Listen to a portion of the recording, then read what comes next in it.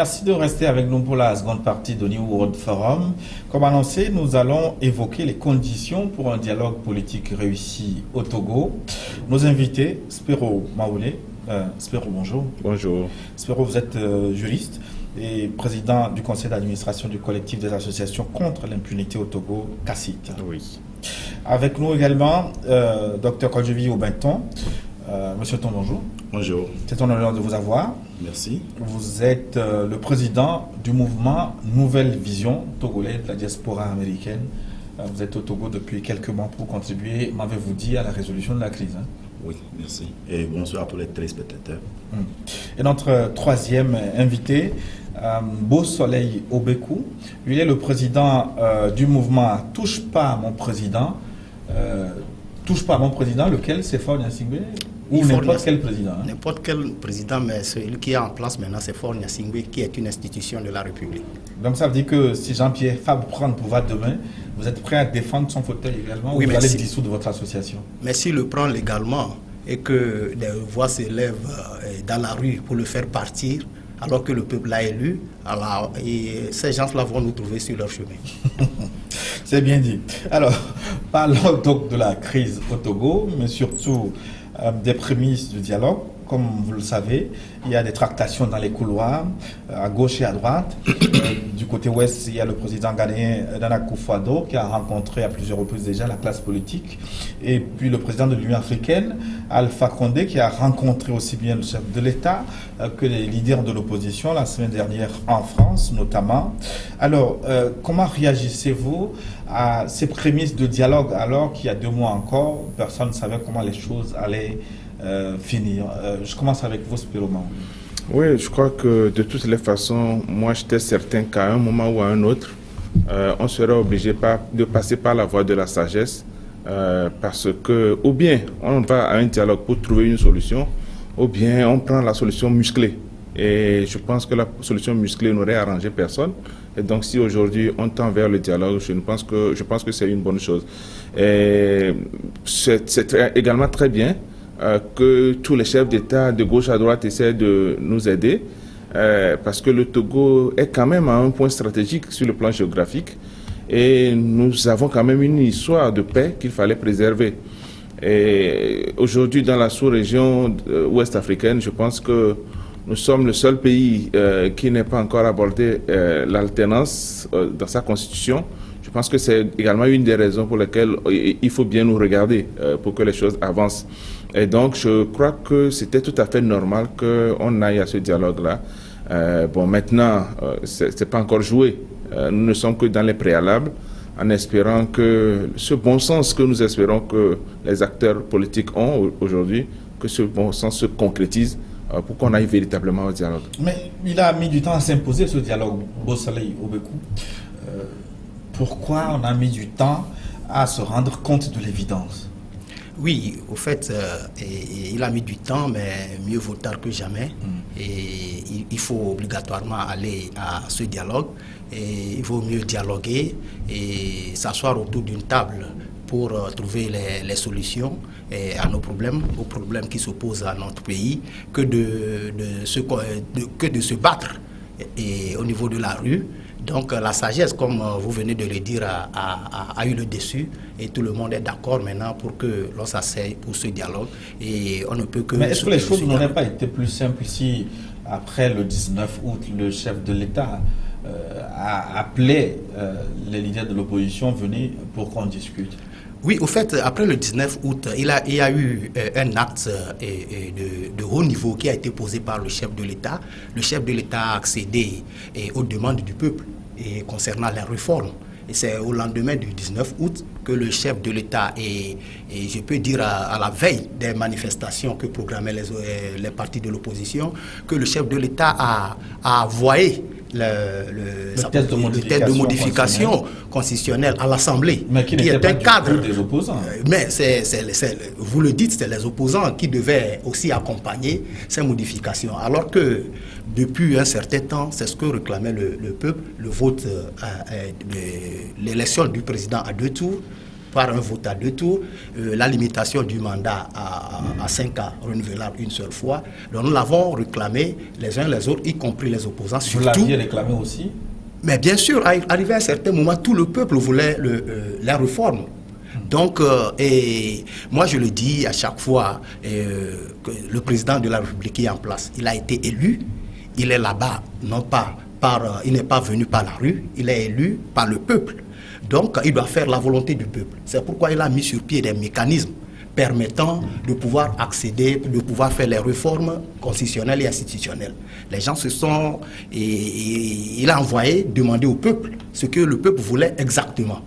Donc, il a, après, en retour, il a compris que le peuple voulait des réformes. Et ces réformes, tout ce que nous voulions, tout ce qui était, qui constituait l'objet de dispute entre les politiciens, c'était les deux points. L'élection à 2 tours et le mandat présidentiel limité. Il a même fait mieux. Il y avait le vote de la diaspora aussi. Ah oui, bien sûr. Bon, il a même fait mieux en proposant la limitation du mandat des députés. Et ça, c'est une innovation. Le vote de la diaspora qui était souhaité par ce que vous appeliez peuple. Non, le vote de la diaspora, il faut y réfléchir parce que ce n'est pas aussi simple, hein, la diaspora. Qu'est-ce qu'on appelle la diaspora? Ceux qui vivent au Ghana, ils vivent dans la diaspora, en Côte d'Ivoire et au Bénin, sont les Togolais de la diaspora. Souvent, moi, je remarque que quand on parle de la diaspora, les gens croient que c'est des gens de l'Europe et des États-Unis. Maintenant, au niveau de ces pays limitrophes que je viens de citer, est-ce que pour faire voter ces gens-là, c'est aussi simple? Non.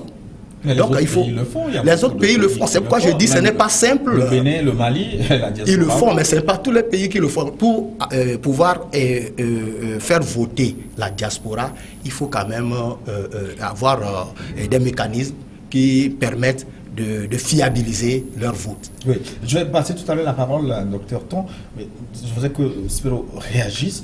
Est-ce que, selon vous, le chef de l'État avait apporté la réponse adéquate aux propositions, aux revendications de l'opposition? Je pense que si le chef de l'État devait donner une réponse aux revendications dans un souci apaisé, c'était même avant le 19 août. C'était juste après l'accord politique, l'APG, qui date de 2006. C'est depuis ce temps-là que les choses devaient changer. Même si on laisse tout ce temps-là, le chef de l'État lui-même a demandé à ce que la commission dirigée par Awanana se réunissent à l'hôtel du 2 février, Radisson Blu, et on a fait des réflexions très poussées. Et pourtant, on n'a jamais lancé toujours ces réformes-là. Et donc, je pense que ça fait au moins plusieurs reprises que le chef de l'État aurait dû saisir l'occasion. Après, c'est un peu plus compliqué parce qu'il y a quand même sa personnalité à sauvegarder. Parce qu'à un moment donné, s'il fait un discours, ça peut être considéré par certains comme un signe de faiblesse. Et les gens vont chercher forcément à utiliser toujours la rue pour le faire partir. Donc je pense qu'il y a eu des calculs politiques après. Mais me dire qu'après le 19, le test que le chef de l'État a envoyé était la solution, je pense que ça aurait été la solution s'il n'y avait pas eu d'autres éléments qu'on avait instaurés dedans. Et moi, je suis très content quand mon collègue dit que tout le peuple a voulu qu'on revienne à la Constitution, parce qu'il y a eu un langage différent. Les réformes. Le peuple veut les réformes. Oui, à un moment donné, j'ai eu à entendre un langage qui disait que quand vous parlez du peuple, c'est qui le peuple? Que tout le monde ne réclamait rien. Et là, aujourd'hui, je suis content que tout le monde sache que c'est tout le peuple qui voulait les réformes. Mais on n'a pas encore les réformes et c'est ça qui nous gêne un peu. Docteur Ton, je reviens à vous maintenant. C'est bizarre quand même, hein, la période que vous avez choisie pour vous installer au Togo, je l'ai dit tantôt, vous vivez aux États-Unis. Pourquoi avoir choisi cette période de crise pour venir parler de votre nouvelle vision? Je ne suis pas venu pour parler de la nouvelle vision. Je suis venu pour parler de la crise pour la génération, pour la jeunesse togolaise. Oui. La nouvelle vision n'est pas seulement pour ceux qui sont membres ou adhérents pour le moment, mais c'est une vision qui porte l'intérêt de ceux que nous définissons peuple, c'est-à-dire ceux pour qui nous nous battons. Et justement, la période de crise m'a permis de faire le pas et de prouver à ma génération et à ceux qui croient en moi que je porte une vision. Et cette vision est celle dont a besoin notre peuple. J'ai entendu mes confrères aussi parler tout de suite à M. Obékou, qui disait que après le mouvement du 19, le chef d'État a envoyé demander au peuple ce qu'il voulait et a répondu. Nous, à la Nouvelle Vision, je pense qu'il y a, au-delà de ce que le peuple nous demande, il faudrait en tant que leader savoir de quoi le peuple a besoin. Et après ces années de leadership, je ne pense pas que c'est après un mouvement du 19 que le chef d'État allait réagir pour demander... Donc vous estimez que on devait anticiper les choses, on ne devait pas attendre que le peuple réclame avant qu'on... Justement, et c'est ce qui d'ailleurs justifie la création du mouvement Nouvelle Vision.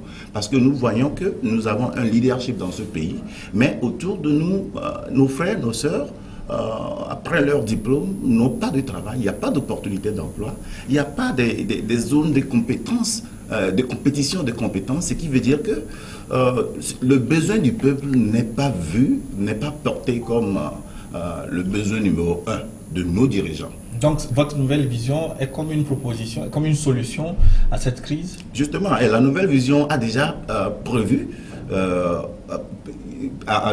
développer des stratégies pour contourner cette crise. Et cette crise date de longtemps. Et vous allez voir que la crise a des facteurs historiques, mais justement qui s'est explosé dernièrement. Mais la solution, le problème même de notre génération, c'est le fait de ne pas avoir un gouvernement ou bien des leaders qui pensent aux réels problèmes de ce peuple. Et ce sont des gens qui se battent uniquement pour leur motivation politique. Et c'est ce qui est en train de se faire tous les jours. Et pour vous, c'est quoi le réel problème dont il faut trouver la solution? Pouvoir satisfaire, pouvoir mettre le Togolais au travail. Il faut créer un cadre, une justice sociale, pouvant assurer à chaque Togolais sa vie dans son pays. Et donc, si on n'arrive pas à gouverner jusqu'au point de créer des opportunités pour la jeunesse, de penser à la jeunesse, de penser à un système sanitaire adéquat, un système d'éducation qui porte. Alors, qu'est-ce qu'on voit? Est-ce que ça suffit pour pacifier un peuple? On a vu Kadhafi en Libye, avec les conditions pour mettre à l'aise son peuple, mais ça n'a pas suffi. Ça n'a pas suffi parce qu'il y avait une insurrection. Non, parce qu'il y avait une introduction d'une motivation politique qui a changé la mentalité des Libyens, faisant croire qu'il y a un autre problème. Donc, quand nous mettons le problème politique comme le problème numéro 1 de nos vies, nous n'allons pas, même après des centaines de dialogues, nous n'allons pas trouver la solution pour notre peuple Togo. Ce que nous voulons dire, c'est qu'il faudrait que chaque acteur prenne ou bien mette au numéro 1 de son calendrier l'intérêt de ce peuple. Oui. Beau Soleil, docteur Ton disait tantôt qu'en tant que dirigeant du pays, on ne devrait pas attendre les revendications, attendre que le peuple descende dans les rues, réclame violemment avant de réagir. De ce point de vue-là, pourquoi ça a été tardif? Oui, je voudrais apporter d'abord un rectificatif au niveau de ce qu'il vient de dire. Je n'ai pas dit que le chef de l'État envoyait des gens pour aller demander au peuple après le 19. Il a envoyé bien avant le 19. Et c'est après les manifestations du 19 qu'il a envoyé les propositions à l'Assemblée nationale. C'est ce que je disais. Donc, comme il le dit, le chef de l'État n'a pas attendu. Après le dernier accord qui a vu l'assentiment de toute la classe politique, c'était en 2006 avec l'accord politique global. Donc, l'accord politique global prévoyait les réformes institutionnelles et constitutionnelles.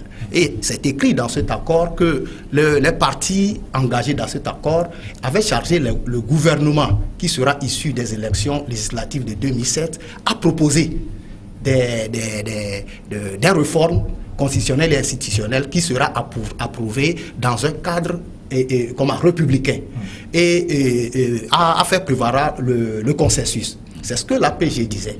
Mais vous vous en souvenez que après l'accord politique global, lorsque vous parlez du gouvernement qui n'applique pas les accords, le premier parti, ceux qui ont porté atteinte à cet accord, ce n'était pas le gouvernement, c'était l'opposition, en l'occurrence l'UFC d'alors, qui était le premier responsable qui était au pays en ce moment, n'était autre que Jean-Pierre Fabre.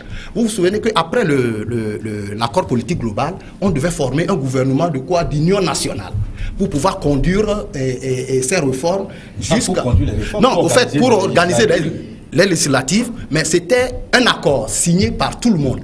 Mais au lendemain de cet accord lorsque le président de la République, par souci de consensus, a nommé un premier ministre, non pas dans son cas, dans le camp de l'opposition. Mais ça n'engage que l'AFC. Oui, mais, disiez tantôt je disais l'AFC, mais c'est dans le... Non, j'en viens. Oui. Mais après la protestation violente de la nomination de Maître Yaovi Agboibo, l'AFC s'est retiré, n'a pas participé. L'UFC, s'il vous plaît, n'a pas, qui est l'ANC maintenant, parce que Jean-Pierre Faye était le secrétaire général de l'UFC, qui est le président de l'ANC maintenant. Bon, je vous en prie, parce que si je le dis ainsi, je parle quelque part des hommes aussi.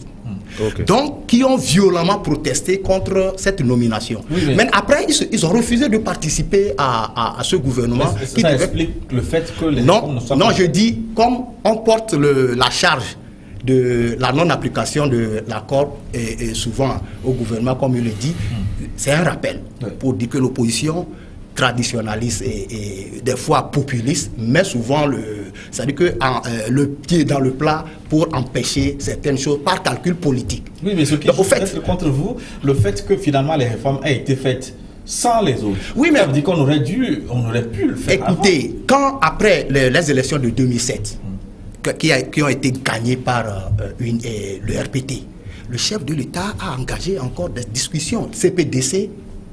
Vous vous souvenez de dialogue CPDC, après le dialogue uni RPT, UFC, Togo Télécom, je crois, en 2012, qui a capoté. Pourquoi? Pour simple raison de l'ordre du jour. Ce dialogue-là était... comment on ne va pas refaire l'histoire, mais le problème, c'est qu'en fin de compte, le RPT tout seul, je voulais dire unir tout seul, a résolu le problème. Ça veut dire qu'ils auraient pu le faire avant. Oui, c'est ce que j'ai dit, que c'était dans le cadre, l'APG avait suggéré que ça se fasse dans le cadre d'un consensus. Et après les élections de 2007, on a appelé tous les partis au CPDC pour pouvoir obtenir ce consensus et lancer les réformes. Mais ceux qui étaient partis, les partis traditionnalistes avaient refusé, empêchant même ceux qui avaient... Non, écoutez, c'est des trucs qu'on peut dire, qu'on doit dire pour que nous puissions comprendre ce qui se passe. Mais des choses connues de tout le monde, non? Connues de tout le monde que les gens ne veulent pas comprendre, ils font semblant de ne pas le savoir. Et maintenant, on accuse le gouvernement chaque fois que c'est le gouvernement, ou bien le président de la République qui avait tardé à introduire cette réforme. Il n'a pas tardé, non, mais il a fait les choses au bon moment. Hein, les choses ont tardé. Mais ce n'est pas de sa seule responsabilité. L'opposition aussi porte cette responsabilité. Mais maintenant, j'ai dit quelque chose. Non, vous avez dit que ce n'est pas de sa seule responsabilité. Oui, parce qu'il est le président de la République. Ouais. Si les choses tardent, mais c'est lui qui devait porter ces réformes, mais pas à l'issue d'un consensus. Il a lancé ça. L'opposition n'a pas pu l'aider à pouvoir trouver ce consensus. Les gens ont boudé le CPDC. Bon, maintenant, j'ai dit quelque chose, il n'est pas trop tard pour bien faire. Mais on a lancé ces réformes. Et alors on a fait ces propositions à l'Assemblée nationale. Pourquoi ne pas saisir cette occasion pour les adopter? Les autres vont réagir à ces questions tout à l'heure. Docteur, oui, je voulais rebondir parce que en suivant le développement de mon frère, c'est comme si, justement, il a bien dit que ce n'est pas très tard de refaire les choses. Ça, nous sommes tous d'accord et c'est la raison pour laquelle nous sommes ici. Mais pourtant, essayer de trouver des justificatifs pour le fait que les choses ne sont pas réalisées de la manière dont elles devraient être. Je ne pense pas que c'est un bon chemin. Parce que peu importe le cas, si même l'opposition n'a pas respecté ses engagements, l'opposition n'est pas le chef de l'État. Et le chef de l'État a un programme pour lequel il a été voté. Et ce programme doit c'est à travers ce programme qu'on va l'évaluer. Donc là, tout le raisonnement pour dire que bon, l'opposition n'a pas fait ceci, le cadre, il devrait trouver des moyens pour que le peuple puisse être satisfait. Et vous avez dit, je ne sais pas, que le régime a enfin fait le truc seul. Bon, je ne pense même pas que le régime l'a fait, parce que si le régime l'a fait, le régime n'a que faire la satisfaction politique. Et c'est ce qu'ils sont en train de faire jusqu'à la date d'aujourd'hui. Nous avons des calendriers, nous avons des acteurs différents impliqués dans cette crise. Et tout le monde cherche à résoudre son propre problème en laissant de côté le peuple.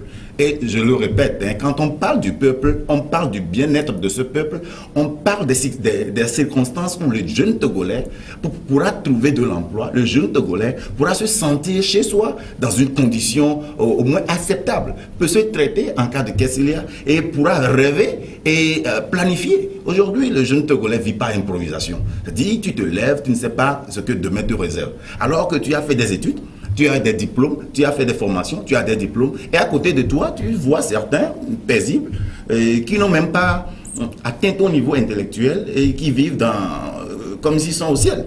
Donc, c'est écœurant. Là, nous sommes venus à une table où nous voulons parler justement de ce que nous pourrons faire à partir de maintenant pour que ce peuple dont chacun se réclame l'appartenance ou bien la propriété puisse aller mieux. Et c'est justement, je crois, ce qui est le plus important durant ces 60 minutes. Est-ce qu'il faut faire table rase de tout ce qui s'est passé et braquer le regard sur l'avenir? Est-ce que c'est important de situer les responsabilités avant que le nouveau dialogue ne s'enclenche? Je crois qu'aujourd'hui, quand vous entendez des analyses du genre, quand on a fait l'APG, c'est l'opposition qui a d'abord fait ceci, et puis l'opposition dit non, le pouvoir devait faire ceci. Je pense que ce disque-là, on doit le rayer. Ce n'est plus utile pour nous. Situer les responsabilités, je pense que dans tous les cas, l'histoire fera ça. Il faut maintenant avancer. Et si on doit avancer, c'est prendre ce qui est mauvais, pour faire tout et tout pour ne plus recommencer ça, et prendre ce qui est bon pour faire tout et tout pour avancer dans ça. Et parce que honnêtement, moi je pense que ce dialogue même, on peut se passer de ça. Il suffit que par exemple le chef de l'État dise voilà, revenons à ceci, faisons les choses comme on a demandé. Les institutions de la République ne fonctionnent pas bien.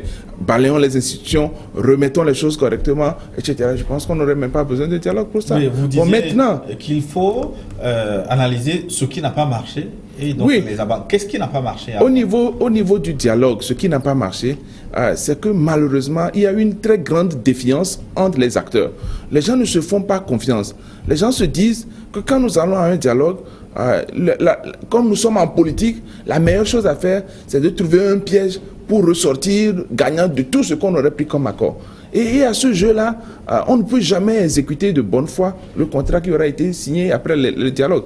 Il faudrait que, pour une fois, que tous les acteurs qui iraient au dialogue aillent au dialogue avec la bonne foi, avec l'intention de pouvoir avancer. Rappelez-vous, et Monseigneur Barika l'a déploré, quand ils sont allés à Togo Télécom 2, tout le monde pendant longtemps était campé sur sa position, ne disait rien de constructif, ne voulait même pas avancer, regarder de près ce que l'autre dit. Faire dialogue, c'est d'abord écouter l'autre avant de sortir son argument.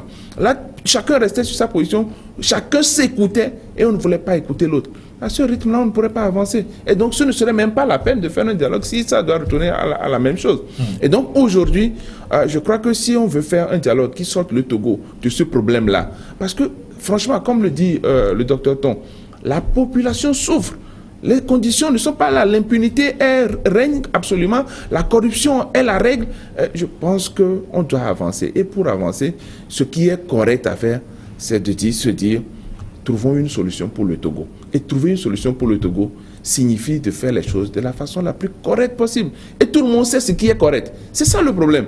Tout le monde sait ce qui est correct à faire, mais chacun essaie de dévier la chose pour que on profite au maximum en pensant dénuer l'autre, alors qu'en réalité, l'autre n'est pas celui qu'il faut voir. Celui qu'il faut voir, c'est la population togolaise. Et parlons donc les conditions maintenant pour un dialogue politique réussi, un dialogue politique apaisé. Beausoleil, est-ce que vous pensez qu'aujourd'hui les conditions sont réunies pour que les différents acteurs se fassent confiance pour aller à un dialogue constructif? Oui, au fait, si je le dis, bon, nous avons il faut partir d'un principe que pour ce dialogue, il y a un régime en place, des institutions qui ont été mises en place par le peuple, démocratiquement. Donc, qui dirige ce peuple, ce pays, pour un mandat donné et sur un programme donné. Maintenant, quand il y a dialogue, c'est parce qu'il y a crise. Et cette crise, certains ne sont pas contents de ce que ce régime, selon eux, de ce que le régime fait. et que, arrivant à un certain moment, il faut qu'on s'asseye pour en discuter. Donc, on doit partir de ce principe.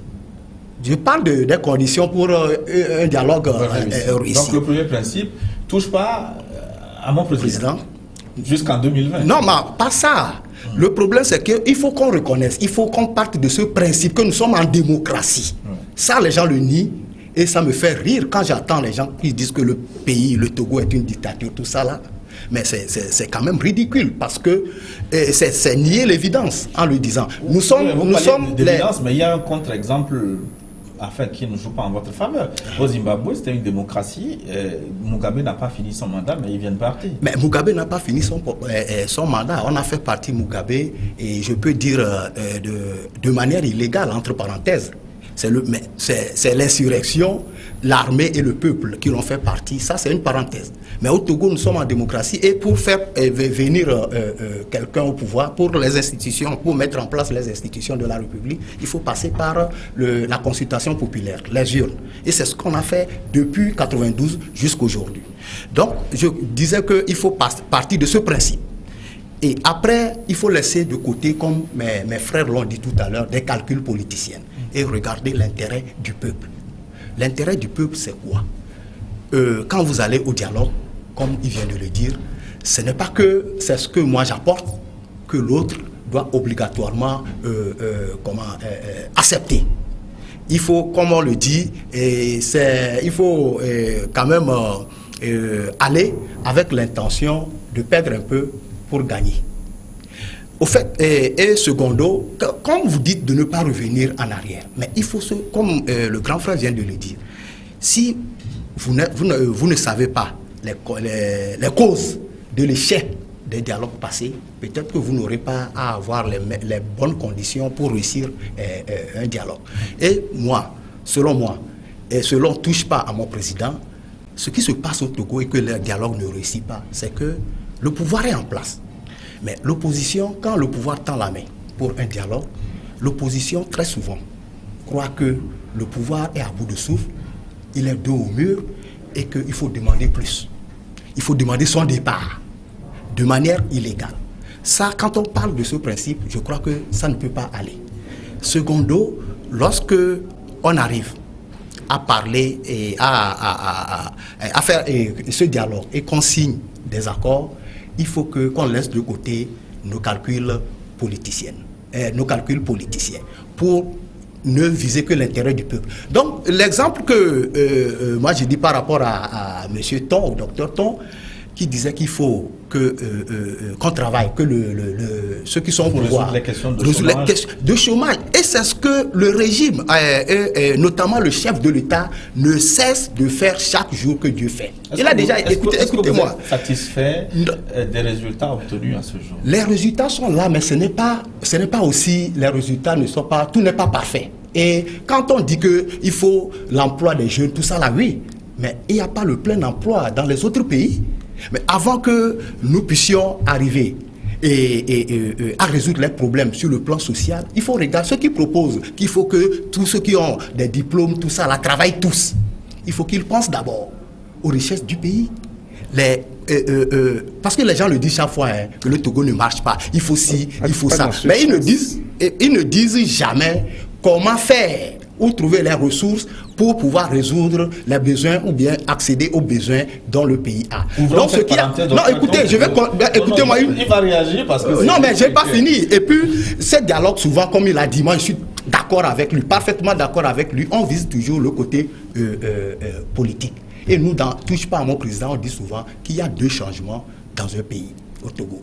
Il y a le développement, il y a l'alternance dont il vient de parler. Mais ici, au Togo, nos politiciens, excusez-moi, je dois le dire, notamment ceux de l'opposition, croient qu'il faut d'abord l'alternance avant le développement. Il faut que la tête change. Mais le peuple, comme il vient de le dire, exemple, comme il n'y a pas assez de temps, je donne cet exemple. Si aujourd'hui, hier, il n'y a pas de salle de classe, quelque part, hier, et qu'aujourd'hui, les gens ont construit une salle de classe où les gens peuvent étudier, les enfants peuvent étudier, je crois que c'est une satisfaction pour le peuple. Ça, on a compris. Mais il faut aussi le considérer. Oui, docteur Tom. Oui, je voulais dire, j'ai suivi votre développement également. Je voulais dire d'abord le problème que nous avons mon frère aussi l'a dit, c'est que nos actions sont plus basées sur la satisfaction de nos motivations personnelles. Et nous savons aujourd'hui que sur la scène, on ne voit que deux acteurs. Il y a le gouvernement et sa motivation, selon les analyses des faits depuis plusieurs années, c'est de conserver le pouvoir. Pour l'opposition, sa motivation, c'est d'arriver à une alternance. Mais la question que moi je me pose souvent, c'est que est-ce que ces deux motivations répondent réellement à de quoi a besoin notre peuple?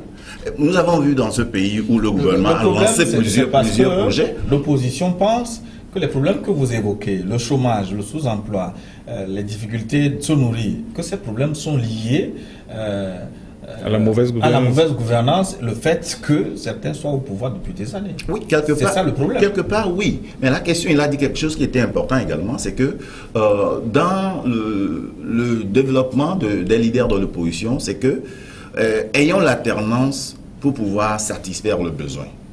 Alors que ce que nous nous proposons, par exemple, à la nouvelle vision, c'est que développons-nous en arrivant à l'alternance. C'est-à-dire, nous allons mettre au point numéro 1 ce développement, ce travail d'ensemble que nous aurons à faire. Parce mais il faut répondre à une question d'abord. Oui, oui. Est-ce que les problèmes sociaux sont en relation avec la gouvernance politique? Oui, bien sûr. Les problèmes sociaux sont en relation parce que, comme je l'avais dit, le gouvernement a des opportunités de créer des conditions favorables pour le développement de la jeunesse. On prend par exemple le cas du problème de l'agriculture de la dernière fois où des millions sont envoyés dans ce pays pour des programmes pour les jeunes et l'argent est prêt à repartir aux financeurs parce que les gens ne savent même pas comment créer de l'emploi avec ces fonds. On a vu dans ce pays, le gouvernement a annoncé des programmes d'emploi pour les jeunes où le jeune togolais est dans un programme comme Provenat ou bien programme emploi volontariat où le jeune togolais après son diplôme est volontaire jusqu'à 10 ans. Mais si tu as fini par exemple l'université à 25 ans et tu vas faire 10 ans de volontariat et après tu n'es même pas absorbé. Donc vous allez me dire qu'il y a la bonne foi. Jusqu'à la date d'aujourd'hui, vous avez parlé des conditions pour un dialogue réussi. Moi je pense que nous avons un problème. D'abord, pour résoudre une crise, il faut pouvoir identifier les acteurs impliqués dans cette crise. Nous faisons l'erreur de voir seulement le régime unir et les leaders de l'opposition. Pour nous, il y a le régime, il y a les leaders de l'opposition, il y a la grande masse, c'est-à-dire ce que tout le monde appelle le peuple, il y a la diaspora, il y a les multinationales et il y a l'opinion internationale. Si la motivation de chacun de ces 6 acteurs est différente et nous allons à une table de négociations, il faut avoir des représentants de... Justement, il faut identifier les motivations de chacun de ces acteurs et pouvoir trouver une solution qui résout et garantit la continuité de la République. Parce que sans ça, vous allez voir, par exemple, il y a plusieurs présidents qui viennent pour pouvoir parler de la crise à chaque fois, mais qu'est-ce qui sort de ça? Tout le monde est en train de dire on a besoin que le Togo soit en paix, le Togo soit stable, le Togo soit stable. Il ne parle pas du bien-être de notre peuple. Le Togo doit être stable, par exemple, pour que le Burkina puisse marcher. Le Togo doit être stable pour que le Ghana puisse marcher. Donc, ils ont leur motivation un peu ailleurs. Quand on prend, par exemple, les leaders de l'opposition, leur motivation, c'est d'arriver à l'alternance. Quand on prend le gouvernement, la motivation, c'est de tout faire pour pouvoir garantir que nous n'allons pas partir pour que ce pouvoir-là revienne contre nous. Donc, quand chacun a ses motivations ailleurs, et autre que la motivation du peuple, vous croyez que nous allons arriver à un dialogue réussi? Alors, Spero Maoulé, pas du tout. Je voudrais vous demander si le règlement des questions politiques peut changer la donne sociale. Est-ce que vous y croyez? Je crois que Dr Ton doit essayer de voir un peu du côté du pragmatisme que vivent également les leaders politiques, que ce soit du pouvoir ou de l'opposition. Il y a un certain nombre de réalités sur lesquelles probablement ils sont en train de fonctionner. Je ne leur donne pas raison, je ne leur donne pas tort. Moi, je ne fais pas de calcul politique. Le résultat aujourd'hui, c'est que les choses ne font pas convenablement. Il faut être honnête pour le reconnaître. C'est vrai qu'il y a eu quelques avancées dans certains secteurs, mais les problèmes sont toujours là. Et aujourd'hui, le peuple survit. Le peuple ne vit pas. Et ça, c'est vraiment un problème. Maintenant, il est évident qu'on a besoin de revoir le côté de la démocratie. On n'a pas la démocratie dans son entier au Togo. On a des brides. La démocratie, c'est une quête permanente. Oui, c'est-à-dire qu'on a des brides de liberté qui sont restreintes régulièrement. On n'a pas la redevabilité des gouvernants envers le peuple qui les a choisis. Il y a des éléments qu'il faut d'abord assainir. Et c'est pour ça que moi je dis que quand on parle de régler le problème togolais, c'est en réalité les réformes institutionnelles et les réformes constitutionnelles. On doit asseoir les bases d'une nouvelle société togolaise. Et ça, c'est vraiment important. C'est pour ça que je disais quelque part la dernière fois que même quand on dit de retourner à la Constitution de 92, c'est juste pour revoir une base, mais c'est clair qu'à très court terme, il faut faire une nouvelle constitution orientée sur les réels problèmes du Togo. Dans le sens où, dans cette nouvelle constitution-là, on doit même prévoir comment celui qui veut être élu chef de l'État doit être astreint à une obligation de résultat. Celui qui veut être député doit être astreint à une obligation de résultat. Et où le diplôme doit donner le poste et non le militantisme.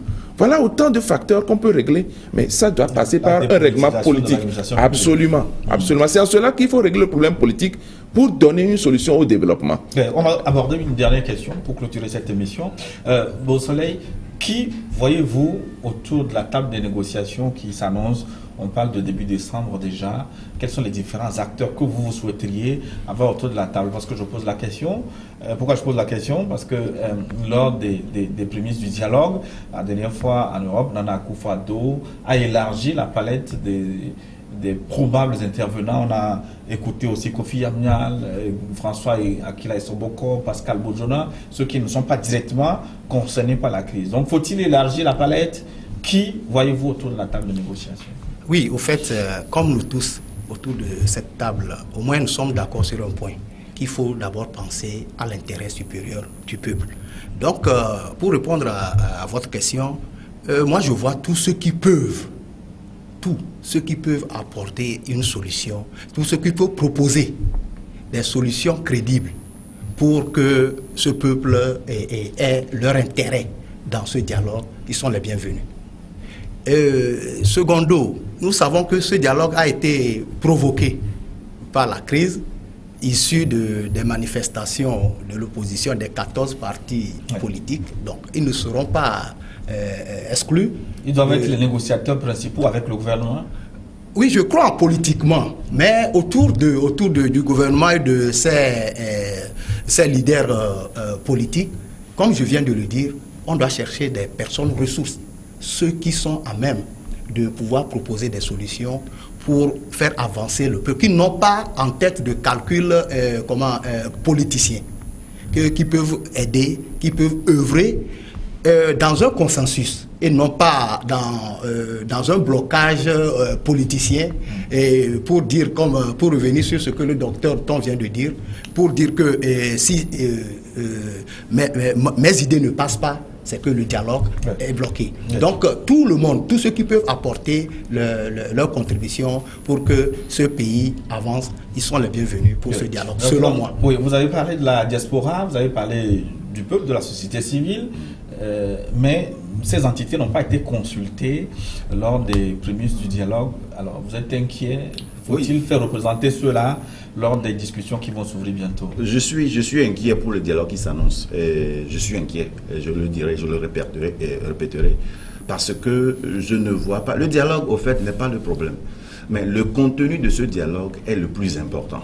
Je suis d'accord avec mon ami qui parle de... ce n'est pas question de citer quiconque est capable de faire ceci, de faire ça. On pense à des gens qui ont au cœur l'intérêt général. Des gens qui sont compétents pour pouvoir définir un programme qui pourra faire marcher ce pays. Et voilà ce que le président du CACIT a souligné. Et au niveau des réformes institutionnelles, je crois que c'est la base. Ce que je voulais dire quand je parlais de la solution, sans passer au fait par une solution politique, je suis certain que même les réformes institutionnelles seront politiquement validées. Mais ce ne sont pas basées sur des agendas politiques. Parce que Si par exemple, le plan que nous avons proposé, 2018 à 2020, si tous ces acteurs, dont les six acteurs que j'ai cités, sont ensemble autour d'une table et portent l'intérêt de ce peuple, je vous rassure que de 2018 à 2020, d'autres pays vont chercher à devenir togolais. On peut le faire si on met de côté nos agendas politiques et travailler ensemble pour pouvoir consolider une économie forte en impliquant les Togolais, c'est-à-dire en impliquant la masse, en impliquant les jeunes, en impliquant les émigrants, en impliquant les mamans du marché, en impliquant les militaires, tout le monde. Nous allons avoir un Togo super, où la diaspora va courir tous les jours pour revenir, où les emplois seront multipliés à chaque instant. Mais laissons de côté ceux-là qui portent l'intérêt politique et venons à table. Même si vous êtes capable de catalyser un grand mouvement, vous êtes capable de pouvoir maîtriser une grande armée, ce n'est pas ça le problème. Est-ce que vous avez la bonne foi pour voir ce pays évoluer? C'est ce qu'on appelle dialogue inclusif. Espérons Maolé, vous avez espoir, c'est pour parler? Bon, moi, je crois que je vais dire simplement que le dialogue là ne me pose pas problème. Tout le monde sait ce qu'il y a à faire, tout le monde sait ce qu'il y a à dire. On sait ce qui va bloquer, on sait ce qui ne va pas bloquer. Moi, mon problème, est-ce que les décisions, est-ce que les résolutions, est-ce que les recommandations de ce dialogue-là, on trouvera les moyens de les mettre en exécution intégralement dans l'intérêt supérieur du peuple togolais. C'est là le nœud du problème. Parce que l'accord de 2006 n'est pas si mauvais que ça. Mais ça n'a pas été réalisé. Est-ce que cette fois-ci, l'accord qu'on va prendre, est-ce que ce sera réalisé correctement et de bonne foi pour que les choses avancent? Est-ce qu'on aura des institutions qui sont vraiment pratiques, des institutions qui fonctionnent réellement, des institutions qui portent à cœur l'intérêt du peuple togolais? Si on a ça, je pense qu'on peut dormir en paix. Mais si on n'a pas ça, on n'est pas sorti des problèmes. Merci. En 30 secondes, Bossolé Obekou, votre dernier mot?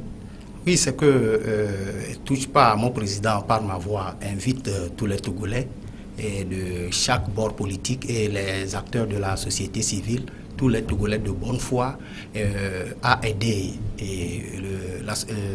les hommes politiques de ce pays pour que nous puissions avoir un dialogue inclusif et un dialogue sincère pour sortir de ce dialogue des recommandations valables dans l'intérêt supérieur du peuple togolais. Merci. Et Dr Ton, aux différents acteurs, je ne sais pas si vous avez la chance d'être autour de la table, mais si vous n'êtes pas à ceux qui vont discuter, qu'est-ce que vous dites en 30 secondes? Moi, je dirais à tous les acteurs de chercher à inscrire leur nom dans l'histoire du développement de ce pays. Je crois à un avenir très positif pour le Togo. Et je sais que c'est possible, surtout quand chacun de nous mettra de côté son intérêt personnel et que nous tous, nous allions à table pour l'intérêt de ce peuple. Et je crois fermement que c'est possible et j'invite la population à supporter, à conseiller tous les leaders, que ce soit de l'opposition ou du gouvernement, afin qu'ensemble, nous trouvions des solutions idoines pour notre jeunesse. Merci. Et c'est sur votre note d'espoir que nous allons refermer notre émission du jour, New World Forum, qui a parlé des conditions pour un dialogue politique réussi. Merci beaucoup de votre aimable attention. L'information continue sur votre chaîne. Dans un instant, une nouvelle édition du journal.